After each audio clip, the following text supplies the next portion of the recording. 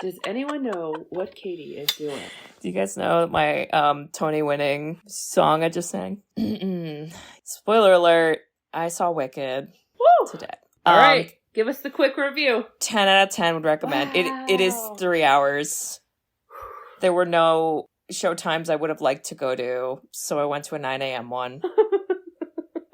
You know your old I only went to one bathroom break, though, which I thought was pretty good. That is good. I had popcorn and, like, you know, a little soda guy. I was, like, emotional. Like, most of it. No, it's like, is it because it's about sissies? Well, there were a lot of, like, I mean, yeah, totally. I mean, they're, like, friends. They're not, like, oh, but I want them to be sisters. They're not sisters? They kind of came off a little, like, like lovey? Are we friends, or do we want to make out? Yeah. Okay. And, they just did a really good job of, like, the extra things that they added, which weren't really, like, there was nothing, like, additional in the story. It was more of just how they filmed things. They filmed them very, like, cinematic, which was good. Okay. I don't know if that makes sense. Just a lot of things where it's, like, you wouldn't do on a Broadway stage where it's, like, dead silence, but you're looking at something and that something has meaning. But in a movie, it's like, that's where you do that because it's show, not tell. So, okay. It was really good. Interesting. Cried the whole time. I also saw it with Mel. Shout out Mel. Hey, Mel. Jesus, Mel's been on a lot of episodes, so just look her up, love okay? You, Mel. Love Mel. She is famous. Mel had never seen Wicked. She didn't know diddly squat about it. And I was like, are you fucking kidding me? You don't know anything? And she's like, I know, like, there's witches. And I was like, Jesus, all right. And she liked it too. So we got her. We got her, kids. That. Well, she appreciates good music. Right, yeah. Mel? That's right. Yeah. She's on the train. There's so many good memes of that. My favorite one I saw was where it was like the caption of when I walk into work late with a Starbucks in my hand and my boss says, what do you have to say for yourself? And it's Cynthia, the actress who plays Alphaba, doing that. And I'm like such a dead person. It's so funny. Oh my goodness. It's great. I am definitely going to see it. I love that you gave it a 10 out of 10 and I'm going. I'm jazzed. But 3 hours. When am I going to get that? That sounds amazing. You got to be prepared, but you can do it. Wow. Sisters who've seen it. We are the sisters who've seen it. Sisters, shooby-dooby-doo-wop, sisters, shooby-dooby-doo-wop, sisters,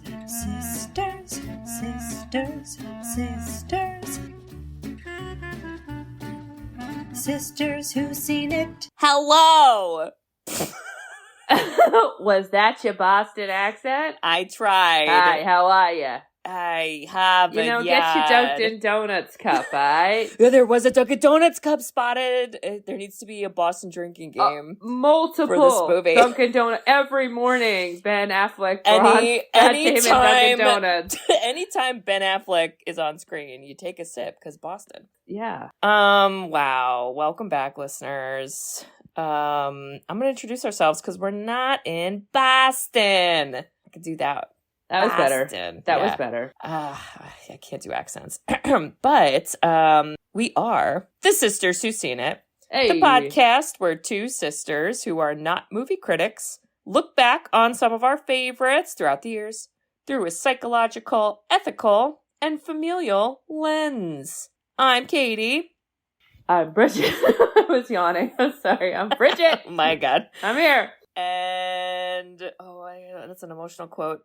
You know how easy this is for me? This is a fucking joke. This is a fucking joke. That was angsty Matt Damon. It's not your fault. Oh, okay, that was the emotional one I didn't want to say, Bridge. Oh! Stole my line, you son of a bitch. Wow. We're going back to 1997. What is it? For the... I don't even know. What do we call this? I don't even know. Like, I think it is iconic. It is truly... It's well known. I think it holds up. It is Good Will Hunting. And I thought about the title. Yeah, I don't know. Is it just because he's like less of a dick at the end? Like, way to be good? He's good now? Oh, now I'm thinking of Wicked again. Hashtag would change for the good. Oh, God. Oh, God. Matt Damon, Ben Affleck in Wicked. Okay. I'm sorry. I'm drinking wine. Oh, I'm so sorry. I would watch that. And I would want Ben Affleck to definitely be Alphaba. No, Ben Affleck would absolutely be Glinda. He would be Ariana Grande. I lied. No, absolutely no question. Absolutely not. He wants to get out his evil side. He's been waiting from it since the J-Lo divorce. He's got a Boston Dunkin' Donuts cup in his hand. Oh my God. Okay, I'm so sorry. Is it my synopsis? Yeah, it is! Woo! You got this. The easiest part is to remember Will Hunting's name, who is Matt Damon. Yeah. Ugh. Both Matt Damon and Ben Affleck started their careers with this movie. That's insane. They wrote it. It's insane.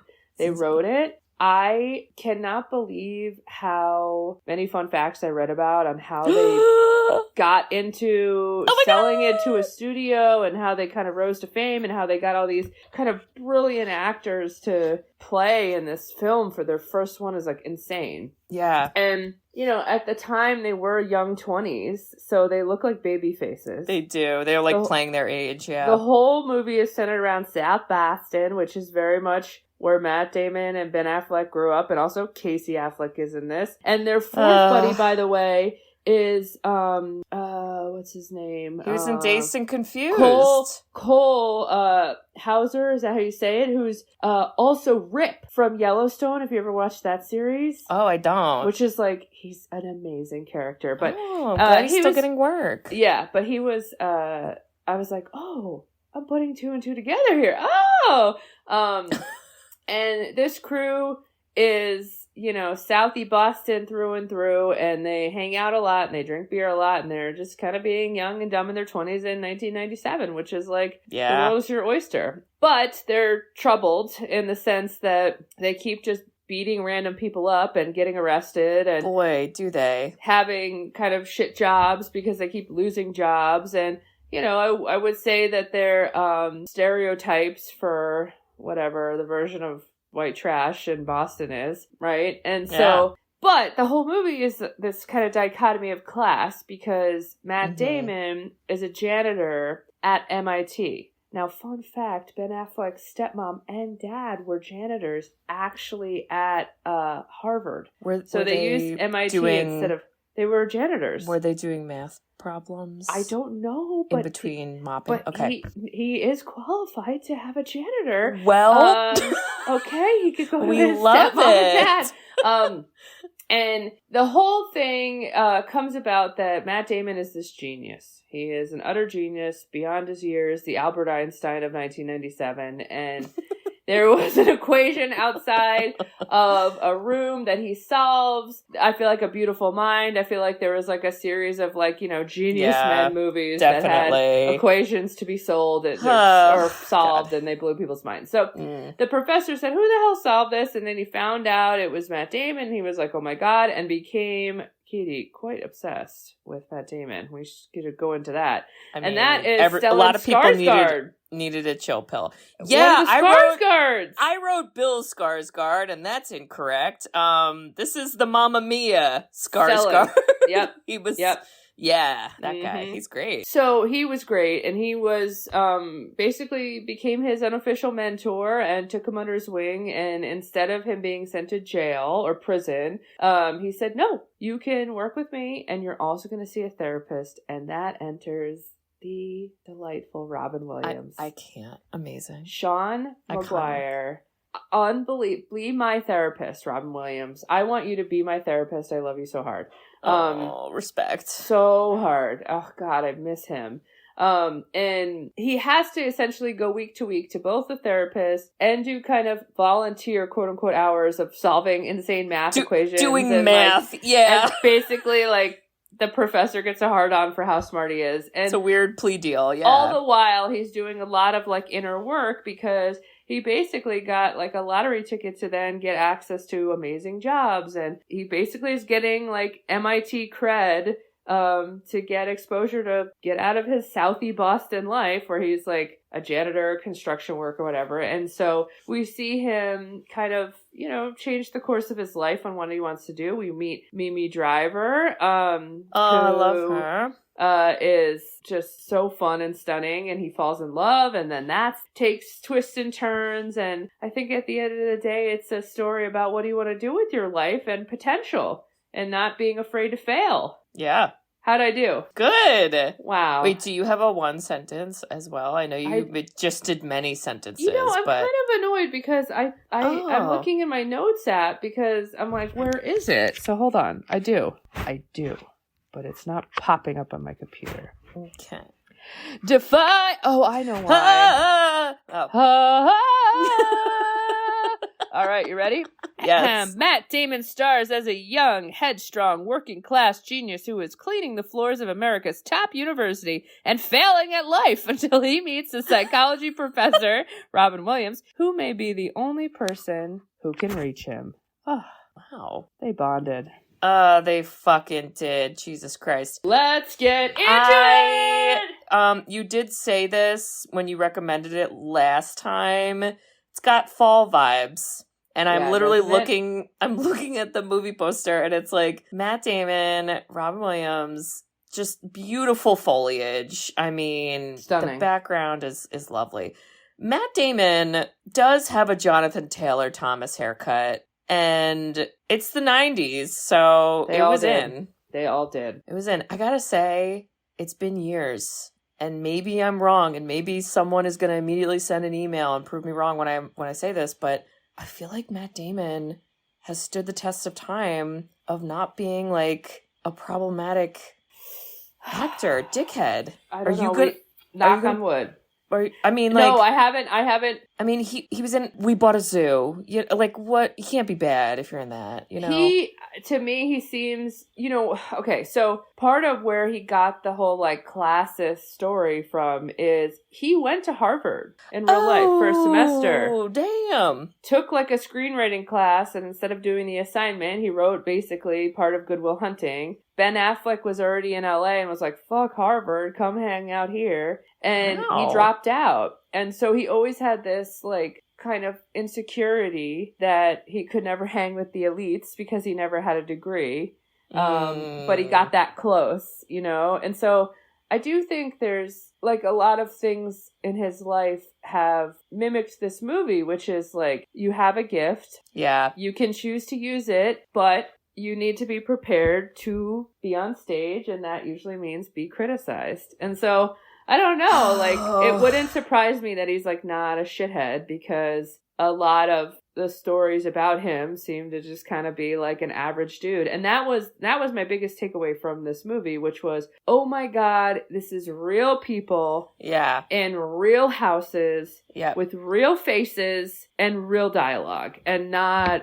You know, they have he goes on his little, like, genius rant monologues. That's annoying. But, like, other than that, I loved it. That's why it stands the test of time. I also, not any other watch besides this one, felt like knowing that they together wrote this screenplay and possibly while writing it or maybe after the fact then decided Matt Damon's gonna be the star. Matt's the star. And I gotta say, because he does play kind of a dick, I really felt like between the two, I was like, Matt Damon is acting his ass off. Yeah. And there's so many parts where Ben Affleck's character is like, man, you're like got such a gift. Such a gift, Matt Damon. I mean, Will Hunting. And, like, you gotta just do it. And, like, you gotta get out of Boston and go to LA and live with me and be my lover. And I was like, is this real life, you guys? Like, my God. It felt very meta in a lot of ways because I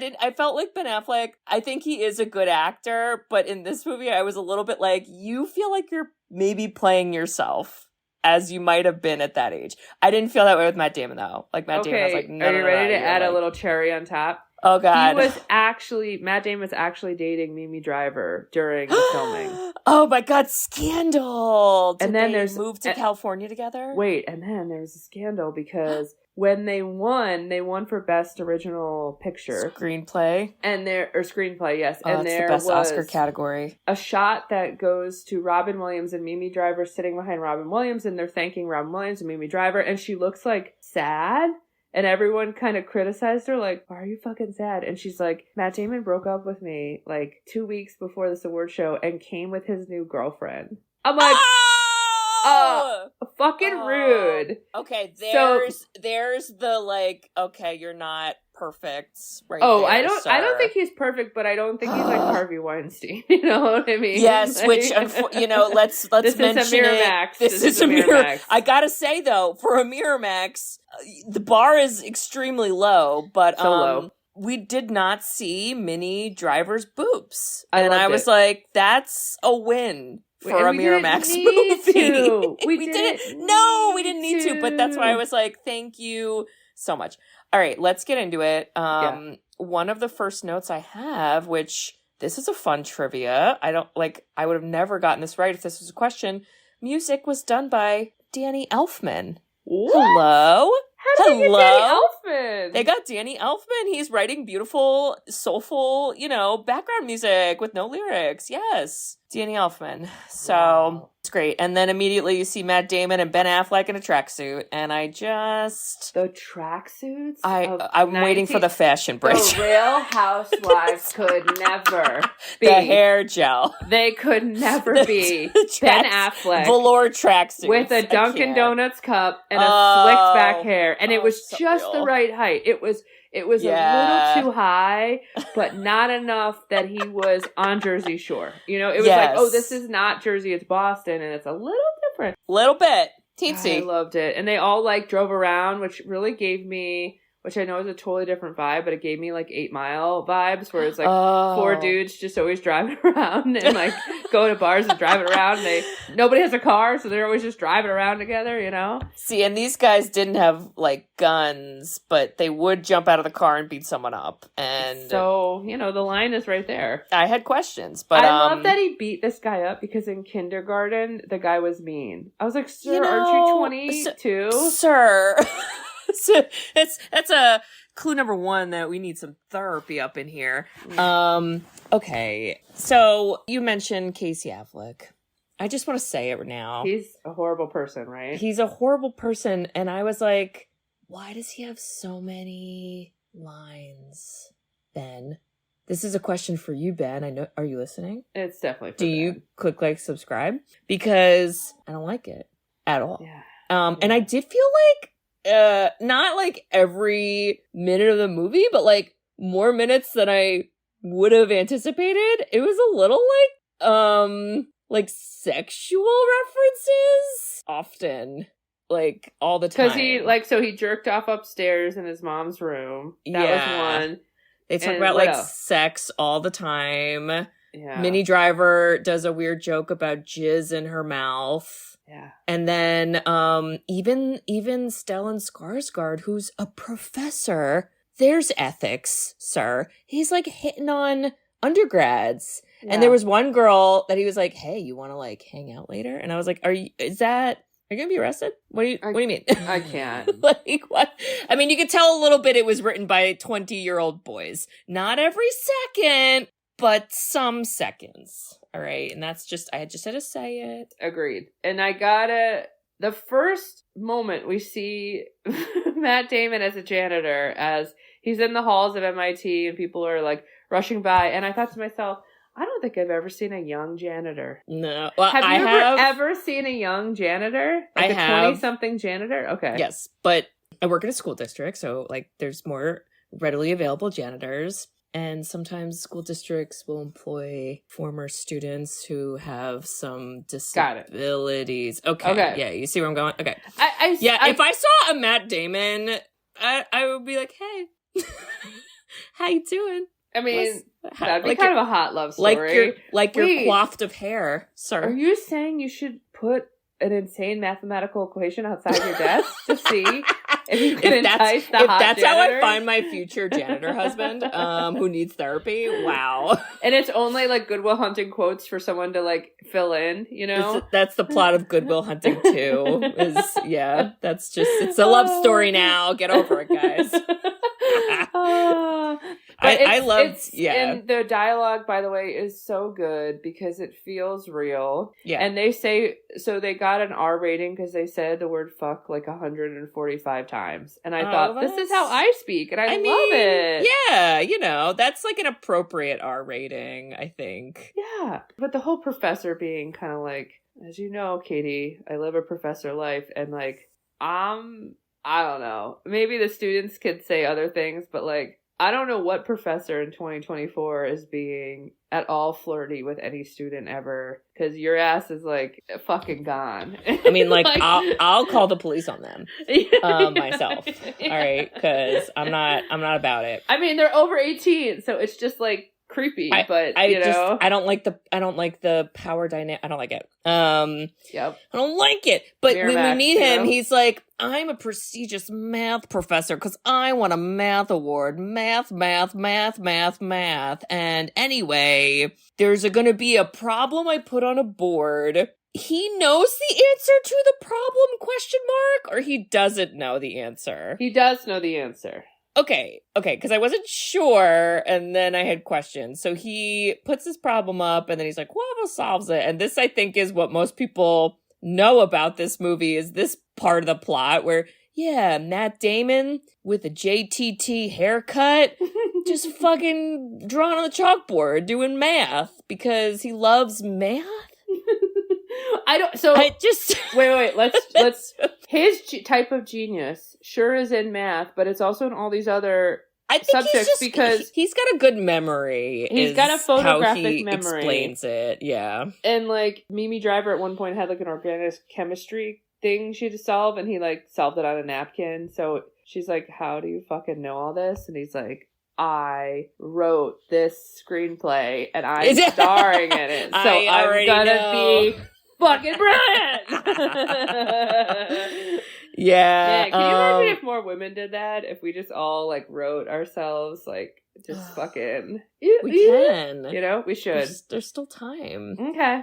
Yeah, his genius was a little like, I don't know. It's like, I guess he tried to explain it. Remember when he tried to explain it? He's like, yeah. It's like when Mozart just knew how to play the pianos, you know? I just know things. I know. Like, he was like so close to being pretentious, but then I didn't hate him. I didn't hate him. I liked him. I was like, careful. Getting close to me being pissed about it. So yes, he does math. Then the professor's like, who did this magic math? I must find this boy, this janitor boy. And then Matt Damon runs away like a bitch. And then somewhere in here, they go to a Little League game. Why are they at a Little League game? Does someone have a baby?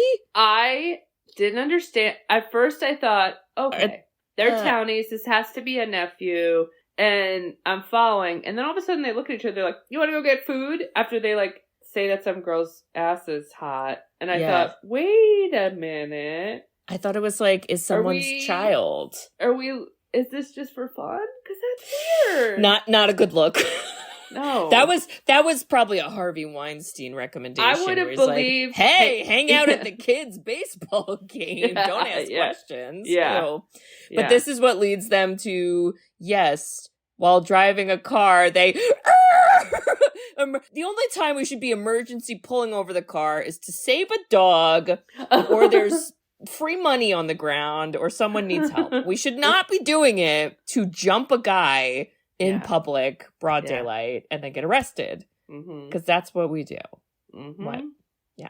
And he beats him. Which, by the way, again, it's like dream male writing. It's like, okay, so here's my character. I have this like low level job, but I'm actually a genius and I solved the hardest equation ever. And then I just go beat someone up. And I'm the best fighter. I'm the best fighter.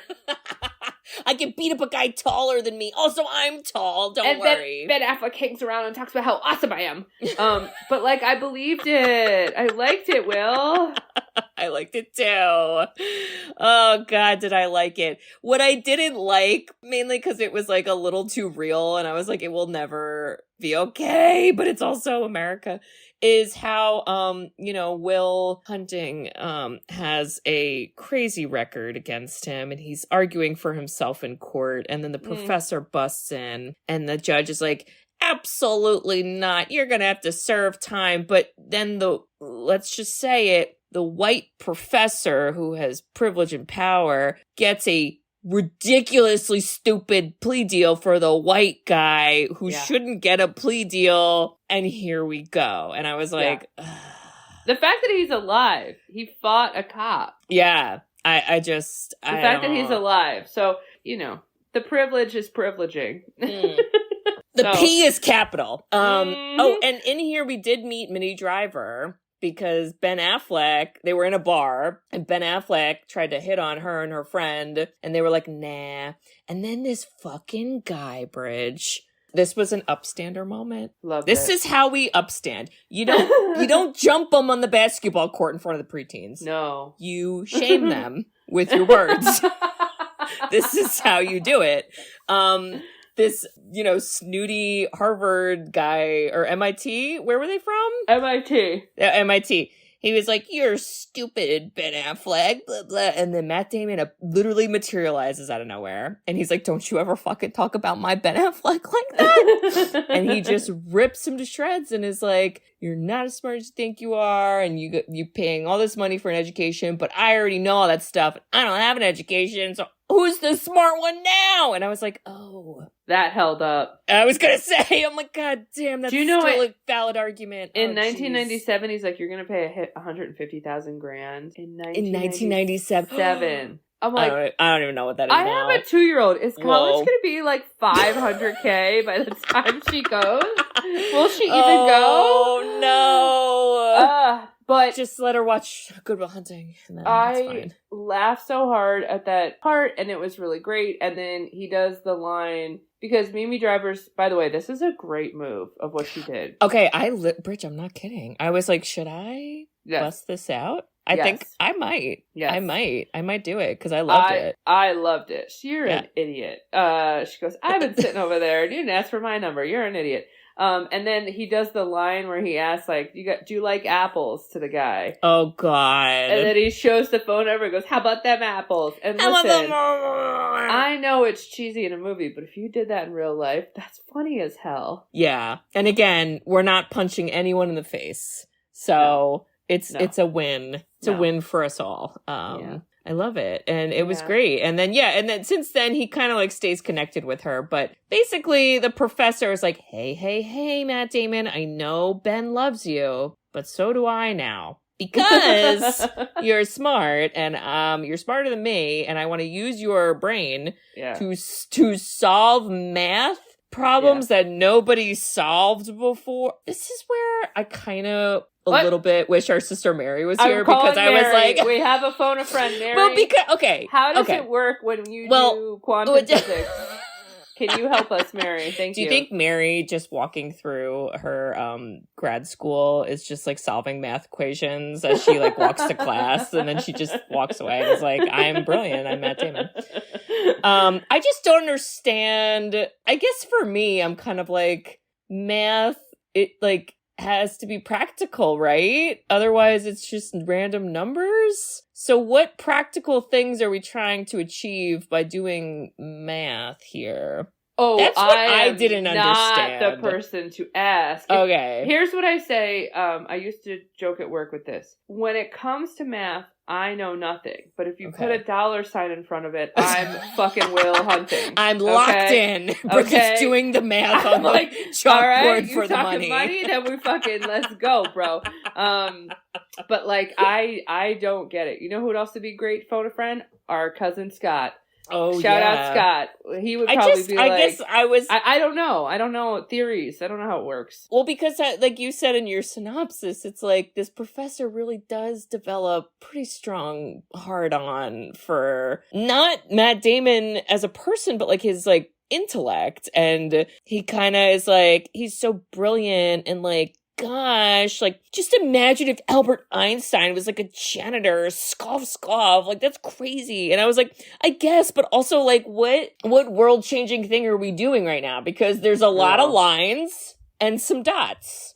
Well, and I think that's why they couldn't get into it, because, again, we need to phone a friend with our sister Mary, because there is a lot of ethical questions on what math is needed for what, and why, and how, and who, and bleedy-blah-de-blue. Oh my god, that was one part of the movie I loved, too. Yeah, the CIA, the NSA interview. Oh, that was also so fucking relevant. Which, by the way, the whole original story was supposed to be like Will Hunting was fighting the government because he found something out. And then the government was after him. It was supposed to be more of like a thriller, and they like flipped the whole thing. Like a Reddit thread. Once Miramax got on it or something. But they kept that part in from the original writing. But yeah, I'm the worst person to ask. I don't know if I cared.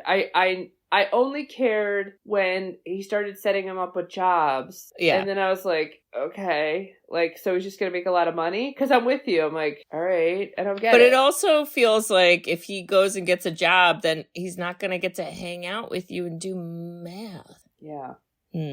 Well, more importantly, at this part of the movie, arguably one of the best characters comes in. It's Robin Williams. And he is a therapist. He's a psychologist. And he was Stellan Skarsgård's college roommate. Yeah. Okay. But they like lost touch. And you kind of get the impression that it was like, maybe like we were apart, but also Robin Williams' wife died. And then Stellan Skarsgård didn't like say anything about that. And then Stellan was like, sorry, I was like traveling, like math stuff. And I was like, ooh. Yep. And Robin Williams goes, thanks for the card. That's I was awkward. Like, damn. It felt a little like, I'm not thinking of the term, but almost how like sometimes people who are really great at math or science are not super emotionally intelligent. And then Robin Williams is a psychologist who's very emotionally intelligent by nature. And you kind of got the little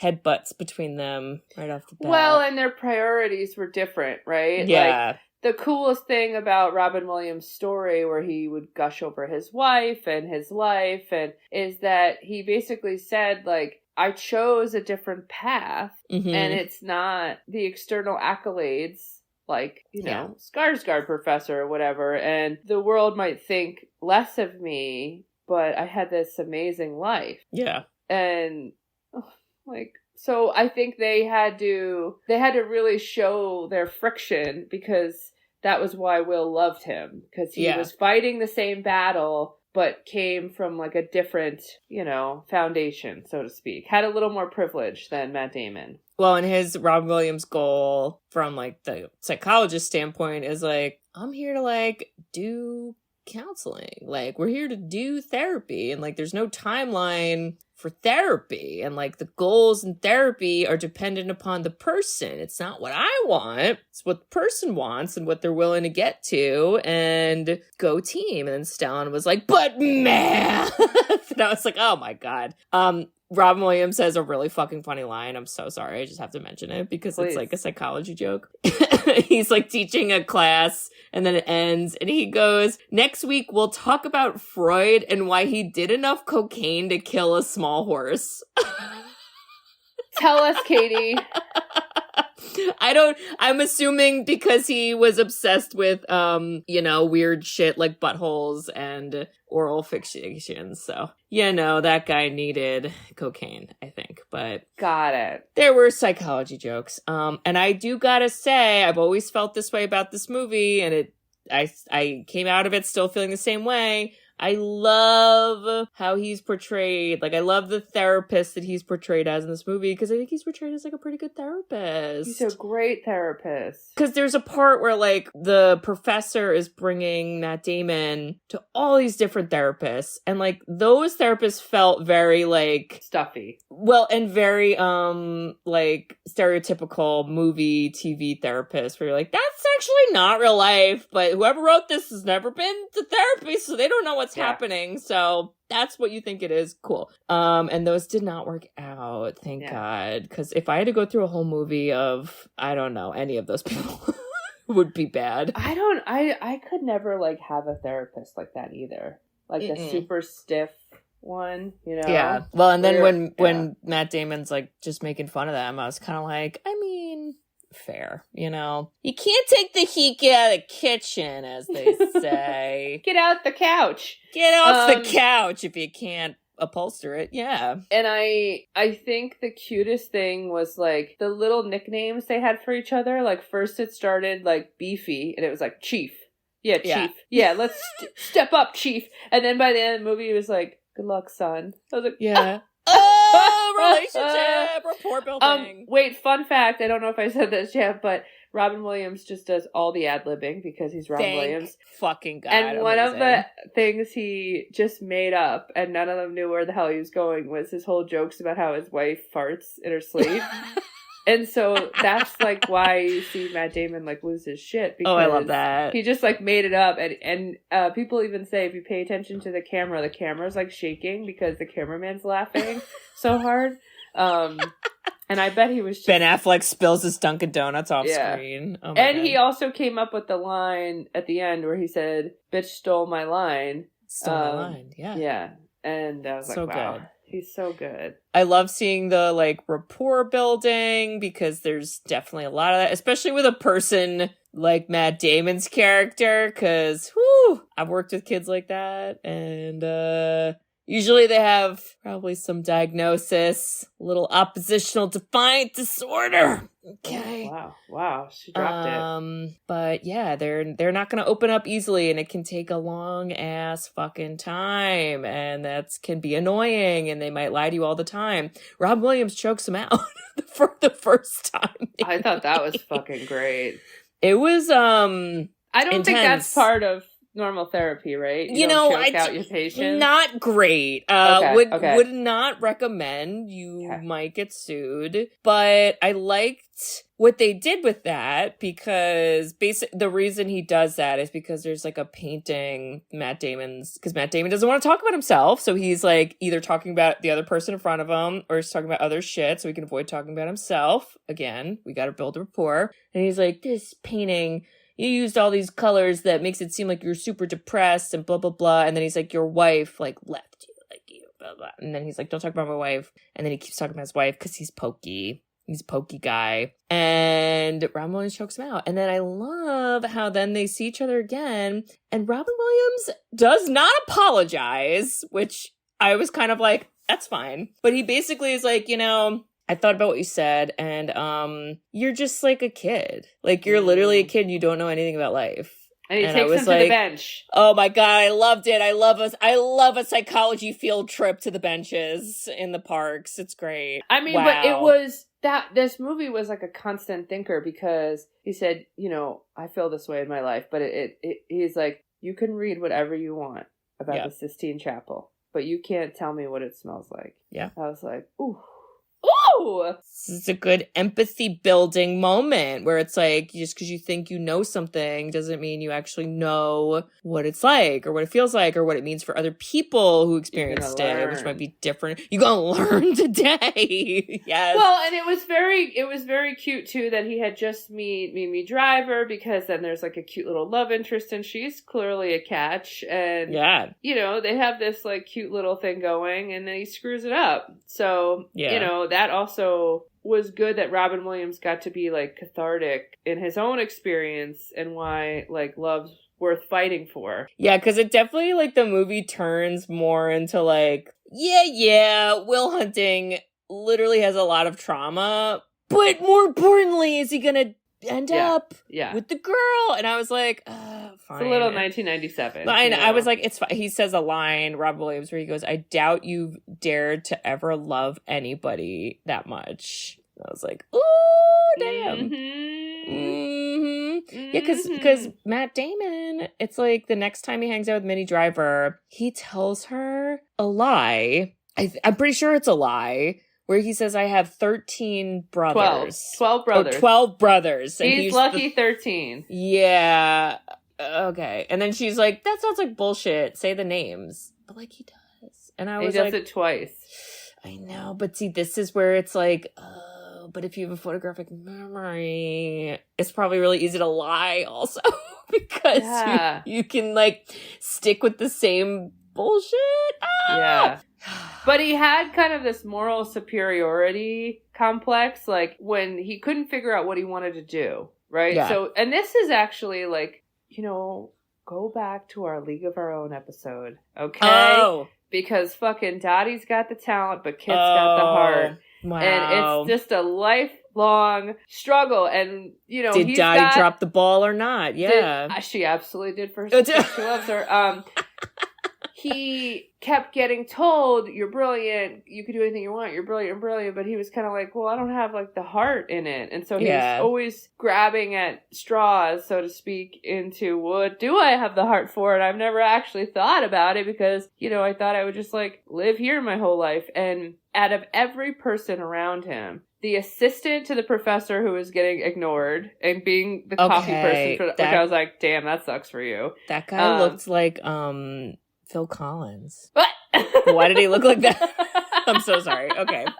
Yeah. Then you had Minnie Driver being like, I love you. You love me too. And he's like, no, I don't. She's like, oh, fuck off. And then you had Robin Williams being like, are you kidding me? Go figure out your life. You don't want to be a fucking shepherd or whatever nonsense you're making up. And then Ben Affleck shows up and decides to act at the end. Oh, he fucking does. Real good, Katie. It was real good. Because the only person he listened to is Ben Affleck. And that's a good best friend. Is not the person that tells you what you want to hear. It's the person that tells you what you need to hear. I mean, I literally, that part closer to the end with Ben Affleck where he's like, you're so brilliant. Like, that was where I was like, is this about Matt Damon's acting abilities? Yeah. Are you working something personal out, Ben? Lovers? Do you want to talk about it? I do want to also mention, I'm just making my own dots and lines on a chalkboard with this. But there was a scene before that when Minnie Driver hangs out with him and all his friends. And, like, it's not a super important plot scene, really. But Ben Affleck tells this story about an uncle who got drunk and stole a cop car. And I was like, did this inspire the movie The Hangover? Thoughts? Definitely. Okay. Thank you. Because I'm like... Or dude, where's my car? It's a lot of, like, cultural relevance for this fucking movie. Ah! Yeah. Ben Affleck also... His character goes on some of the job interviews for Matt Damon. My God, that was funny. Okay, like... But what if we did that, Okay, like, I'll tell you, if I am a secret genius I didn't discover until now, and I was like, Katie, I don't want to go on these interviews, you do it. And then you just slam your hand on the table and say, retainer, and you extort people out of money right there and leave. Absolutely. Yeah. And then tell them to talk to your lawyer. I'd be like a normal middle manager job, I would be dead. I'd be like, do you have any gift cards in your pocket? Now they're mine. Give me the Starbucks one. Thank you. Goodbye. Gotta go. Yeah. He was funny. Just brilliant. That's why I was like, these are best friends. And then, at the end where they're working the construction job, and this is kind of the part where like everything fell apart. It's the third act breakup, if you will, for Matt Damon, where he basically told Minnie Driver, I don't love you, get the fuck out of my face. Cause she's like, come to California with me. And he's like, no, I was traumatized. And she's like, okay, I didn't know that. And it doesn't matter. Like, I still care about you. And he's like, get out of my life. And she's like, oh, okay. And then he does that to the professor because he calls the professor really stupid. And he's like, you're pushing me and I hate you. And then he kind of gets mad at Rob Williams because that's where he's like not taking it seriously. And Rob Williams kicks him out. Yeah. And it's not great. And now he's working a construction job, something with Ben Affleck. And he was like, isn't this great? We could do this forever. And Ben's like, no, Will, no! You gotta get out of here. You gotta Defying gravity. He's like, you gotta go and be in The Martian. You gotta go and be in The Departed. You gotta be in We Bought a Zoo. You gotta get the fuck out of here. Don't get me fucking started on the Bourne trilogy. Oh my god, that's where my love for him fell. It's amazing. He's like, Scotty doesn't know. Scotty doesn't know. Scene you're gonna be in for an Euro trip. But that's like, I couldn't stop thinking about it. And I was like, this is so fucking funny. I can't. But he says a great part, which is foreshadowing, where he's like, you know, every day when I come to pick you up, there's 10 seconds where I wonder if you're never going to come to the door, and it would be the best ever because that means you went and did something. And in my head, I'm like, or it means he was kidnapped. But robbed? Hurt? Very, very optimistic of you. And it just is really sweet, really nice friend. And we love like nice friendship like that. Because the other friends were like, I don't know. They were just there. Casey Affleck's jacking off in someone's house. Like, I just don't like it. Ben Affleck also said a line where he was like, if you're still here, I'll kill you. And then Matt Damon laughed because that's funny. And he goes, and he's like, no, that's not a joke. That's a fucking fact. You'll be dead. I was like, by my hand. It's like, these people are violent. I mean, again, I'm just thinking of Wicked, guys. It's really bad. It's so bad. Going into it, I was like, I want to watch that movie. It's going to be good. Watching it, I was like, this is good. At the end of it, I was like, this is great. I cried. I freaking loved it. I cried a lot. Did you cry at the scene? Like, it's not your fault. I cried a lot. Yeah. It's not your fault. The only thing I'll say, and I mean, this is like a movie, so obviously we're not gonna like get into the full shit, is the movie kind of makes it seem like repeating "it's not your fault," over and over and over was enough to cure Matt Damon and his childhood trauma, because there's a lot of more references to like he was in the foster system. He was abused, like, heavily abused by his foster dad. Hello? Anybody monitoring? Fine. There's a lot of that, and they kind of just make it seem like he's all good now and he's gonna drive away and like life is good. And I was like, oh, the work's not done? Okay. All right. Have fun. Find a therapist in California. Like Jesus. The work just started and your patterns will repeat for the next 10 years. You could do it. Yeah. I mean, but it was like, it was a cute line. Although for men everywhere, like you had to kind of make it seem like they'd be cured. So like you could actually just get them to therapy, right? Yeah. So we need, Matt, if you're listening, we need like a 2024 version to get a lot of men in therapy. Yeah. Like a lot of y'all. Like everybody. Like half the country. Like, have you gone? Listeners? You haven't gone yet? Are all our listeners in Excuse therapy? me?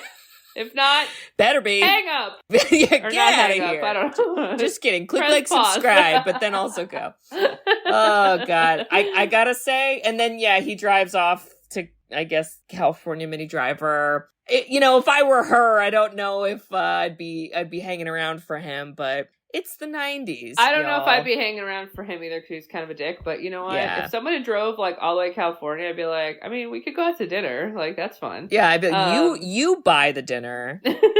I get extra food brought home and then you sleep over. Oh, yeah. Okay, one thing I forgot is, he was only 20 in the film, and he turned 21, and they all scraped together money to get him a car.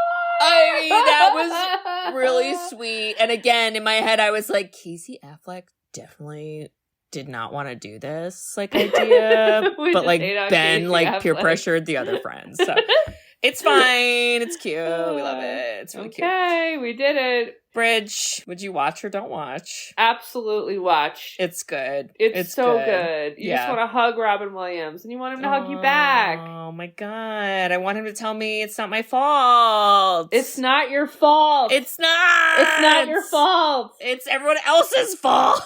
Never mind. Not your fault. It's not my fault. Oh my God. It's not your fault. Okay. Yeah.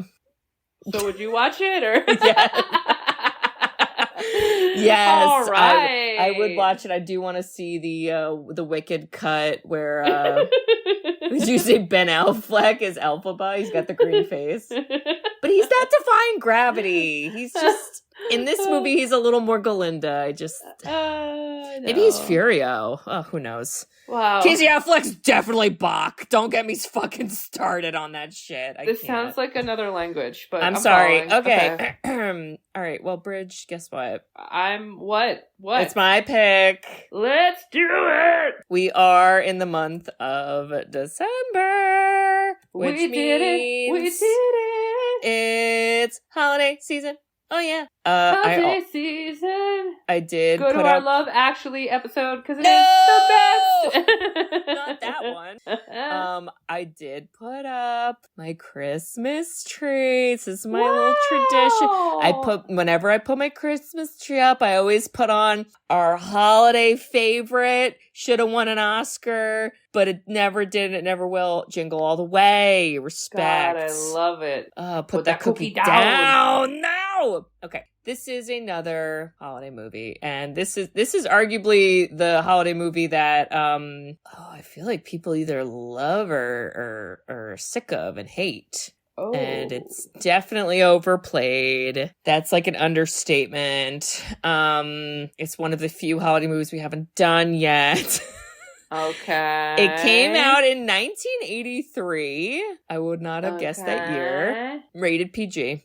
Oh. It is. In the 1940s, a young boy named Ralphie Parker attempts to convince his parents, teacher, and Santa Claus that a Red Ryder range 200-shot BB gun really is the perfect Christmas Oh my God. gift. My God. Yeah, shoot your eye out. What are we watching? A Christmas Story. Woo! Oh my God. Tell me how you feel. Are you a hater, or do we tolerate it, or do we like it? So I watch it, but like we watched it so much that my memory of this movie is just our family making side comments during the years that we watched it.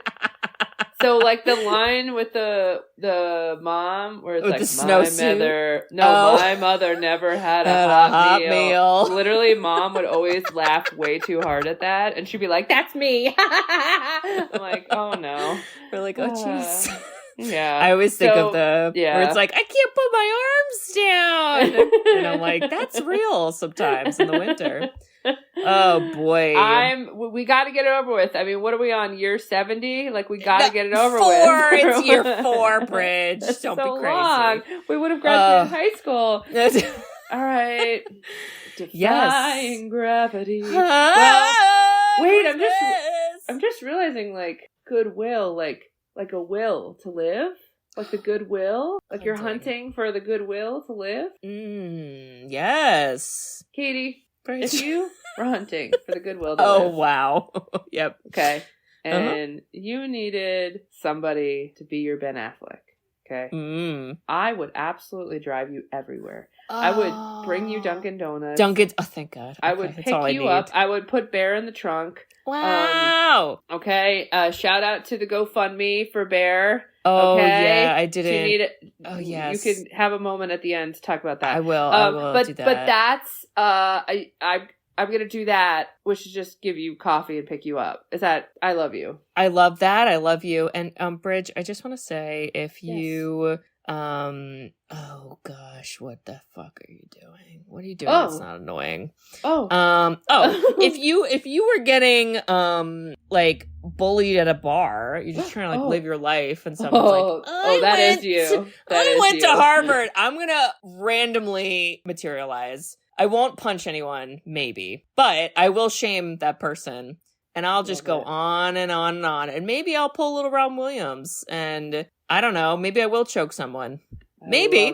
Who knows? But I do that for you because you would be epic at that. You would be so epic at that. I get heated. You'd be great at Especially to stupid men. Oh my God, yes. I'd scream in their face, "You ever seen Good Will Hunting, bitch? You're Stellan Skarsgård. How do you feel now?" That's right. Wow. And listeners, if you also would be an upstander for your friends in the bar, that's what that scene was. So you better do that. Always be an upstander. Okay?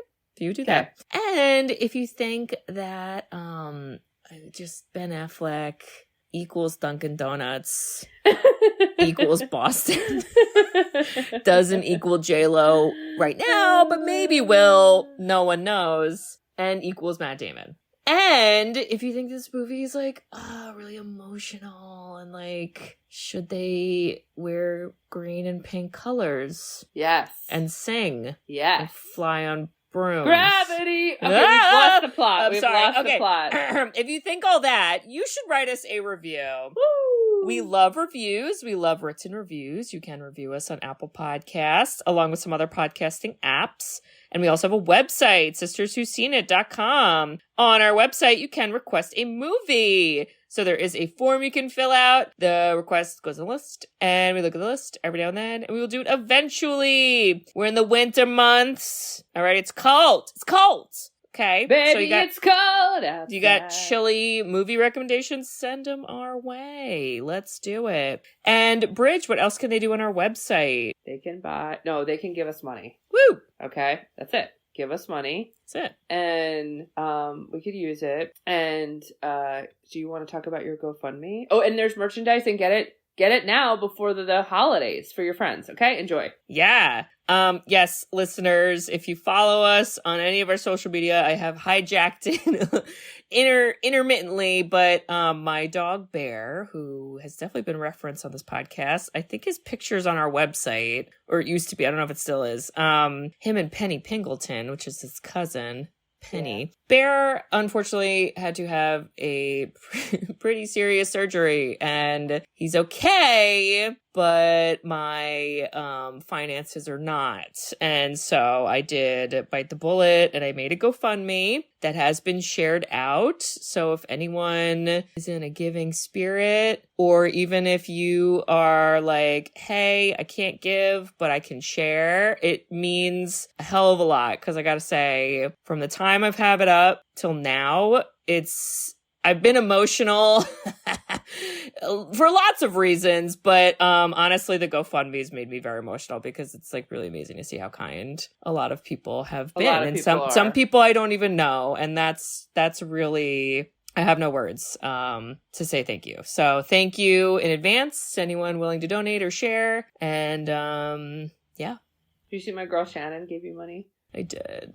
It was really sweet. My peeps. Love you. I know. It was good people. There's so many good people. We'll figure it out. Bear will be okay. And he will be okay. Yes. All right. Well, listeners, check all of that stuff out. All that stuff. And we hope to hear from you.